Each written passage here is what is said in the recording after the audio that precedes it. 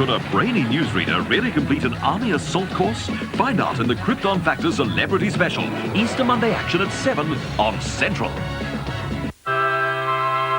You're watching Central. Time for the latest news.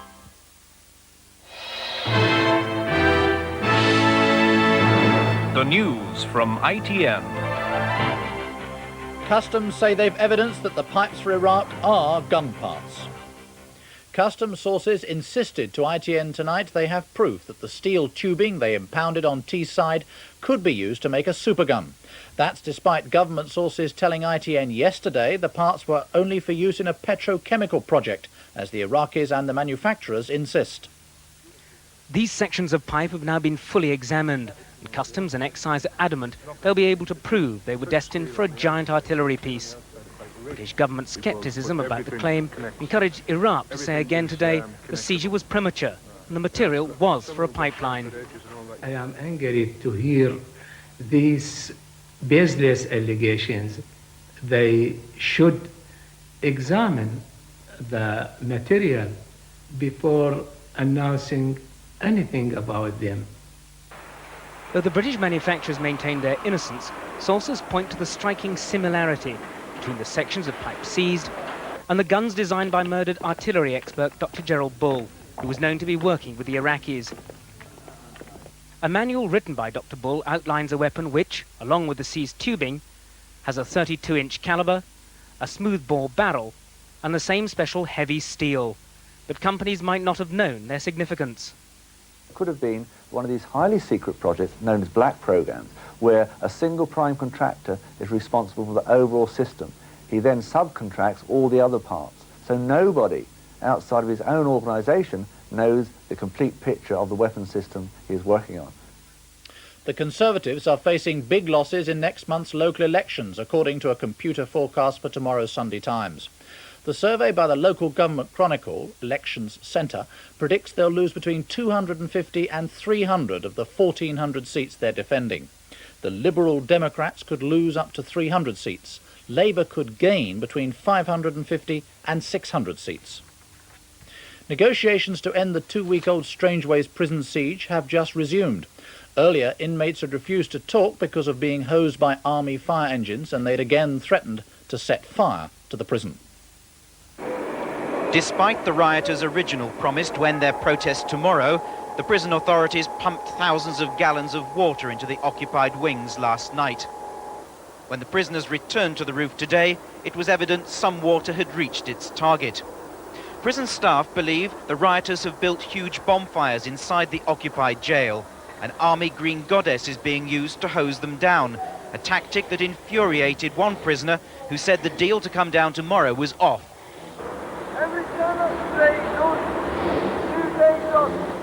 Then a threat to set fire to the prison chapel where the riot began, and an ominous warning that the rioters have somehow made petrol bombs.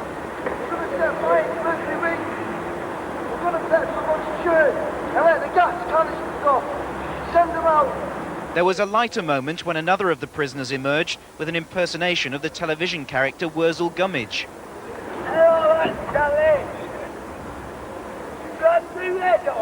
But with prison officers again forced to use Roman army tactics because of missile attacks from above, hopes of an early end to the siege have again disappeared.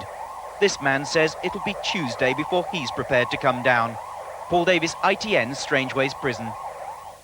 Nelson Mandela has condemned Mrs. Thatcher's easing of sanctions against South Africa as absolutely disastrous.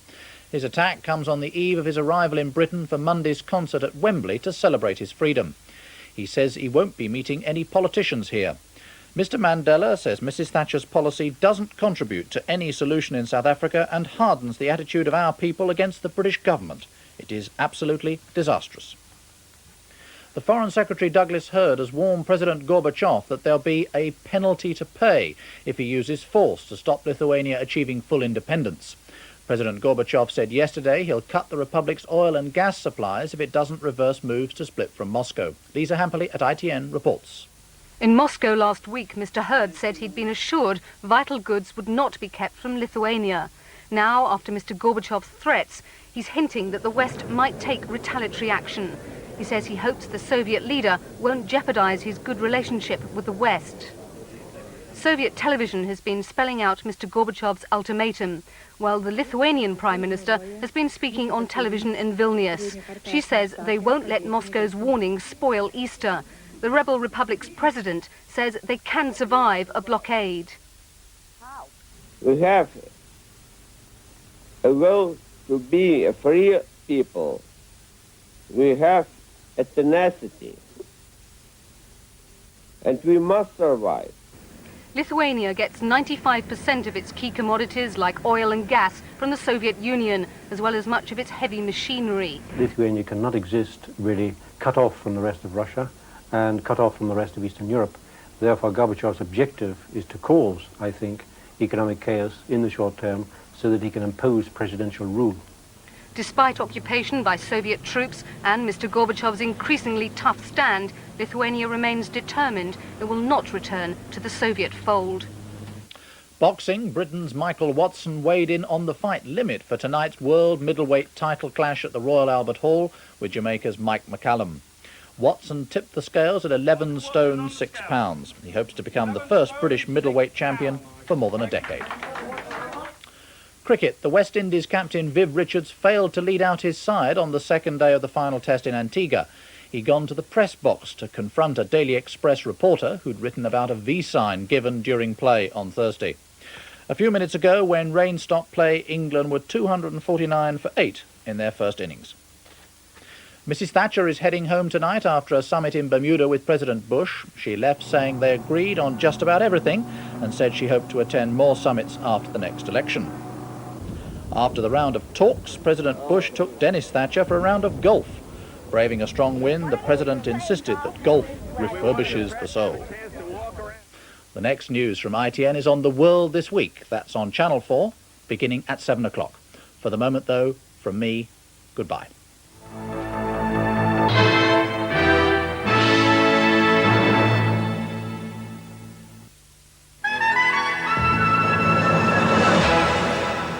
Good evening. A bright but cold day tomorrow with sunshine and showers, but there's still some quite general rain around. It began in the west this afternoon and it's moving eastwards across the country. It should finally clear the southeastern corner during the early hours of the night, but as you can see, more showers to come for the north and west and for us all during tomorrow. But let's deal with the rest of tonight first of all. There's that general band of rain. It is moving eastwards, so many places becoming dry overnight, but showers to follow, and they're wintry showers up in the north with quite strong winds. No frost tonight, perhaps just the slightest touch of ground frost.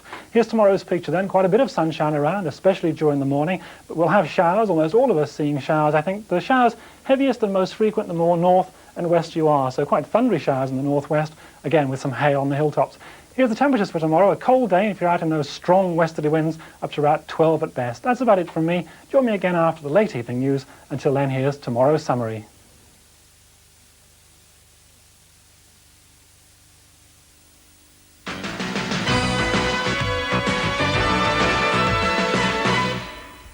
Now the news and sport from Central. A window cleaner who used his ladders to rescue a family from their burning home in the Black Country has been praised by fire officers. Terry Talbot helped 5 children and their parents to safety from the house in Darlaston. The fire started in the kitchen of the house in Stafford Road shortly after 2 o'clock this morning. Neighbours heard a woman screaming for help and window cleaner Terry Talbot rushed outside to get his ladder.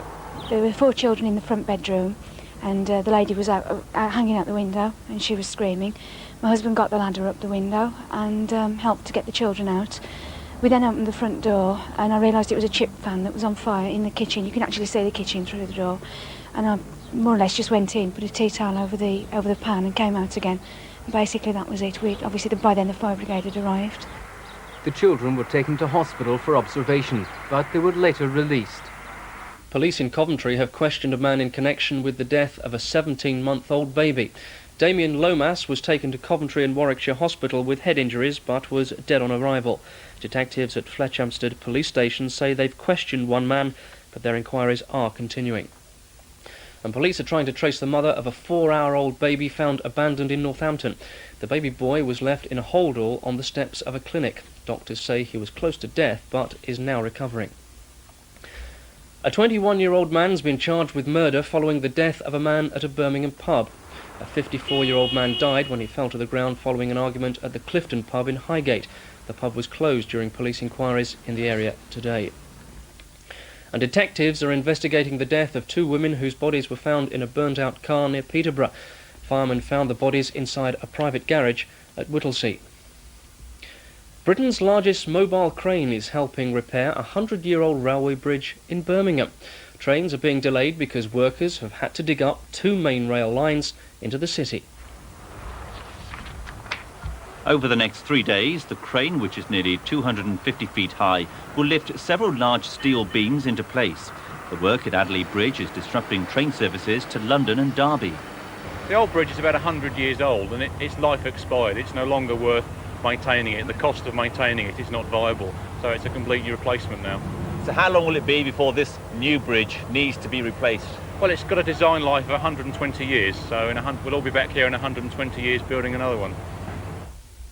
An Easter wedding with a difference took place in Birmingham today. The happy couple first tied the knot in 1940, but later divorced. Half a century later, the couple, now in their 70s, have remarried.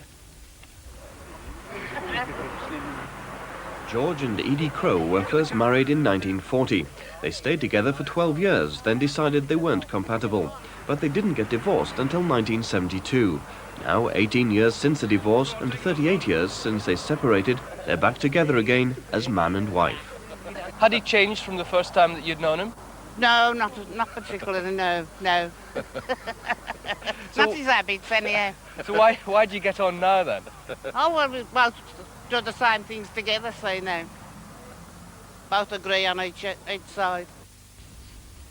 Right now, sport and that chase for the First Division title. Aston Villa, just a point behind Liverpool tonight at the top of the First Division.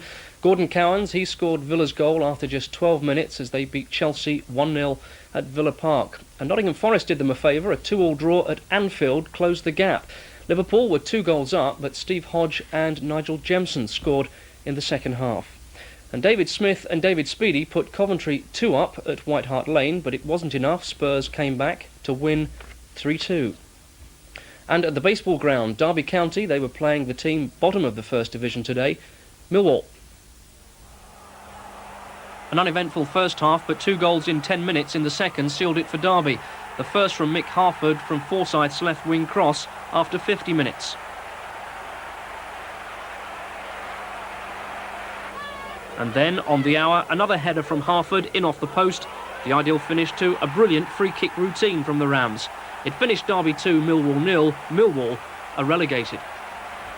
Into the second division now, and Wolves won 4-1 at Newcastle on New Year's Day, but they were a goal down by half-time in the rematch at Molineux this afternoon. And that's how it finished. Wolves 0, Newcastle 1. Ball scored all 4 at Newcastle, but wasn't so sharp with his first attempt today. Then Paul Cook missed the rebound. From the corner, Ball tried again, this time with his head. But against the run of things, Newcastle took the lead on the half hour. Kevin Brock's cross, Kevin Scott scoring a goal that could prove vital in the promotion stakes. And another promotion contender, Swindon, won 2-0 at home to Watford with second half goals from Shearer and White. And in the third division, Notts County, they stay on course for promotion with a 2-0 win at home to Crewe. Robert Hopkins scored his second goal of the week for Birmingham City as they won 2-1 at Fulham. Nigel Gleghorn got their second. And at the bottom, Walsall followed their midweek win over Bolton by taking the lead at home to Brentford within just 4 minutes. A great start by Walsall with Birchin's goal after 4 minutes, but 4 minutes after that, Smiley's cross, Sparham's header, and Brentford had equalised, with Barber unable to keep the ball out at the near post. But Walsall were always looking to gain that lead once again, and they almost did so on 17 minutes. Rimmer's cross, Birchin's diving header, the direction was a little wayward. But Birchin did get his second 5 minutes after that, a penalty area mix-up, and Birchin forcing the ball across the line, and that's how it finished. Walsall 2, Brentford 1. And finally, on a sporting theme, congratulations to Leek Town, because they've reached the final today of the FA Trophy. They beat Stafford Rangers from the GM Vauxhall Conference 1-0 to reach Wembley on May the 19th. There they will play Barrow, who today have beaten Colne Dynamos 2-1 on aggregate in the other semi-final. Well, now the weather, and cold tonight with a few isolated showers in the west. Temperatures falling to just 1 Celsius, 34 Fahrenheit. Starting bright tomorrow with some sunshine but feeling rather cold. Showers in the northwest by midday. That's all for now. Join us again tomorrow lunchtime. From us all, bye-bye.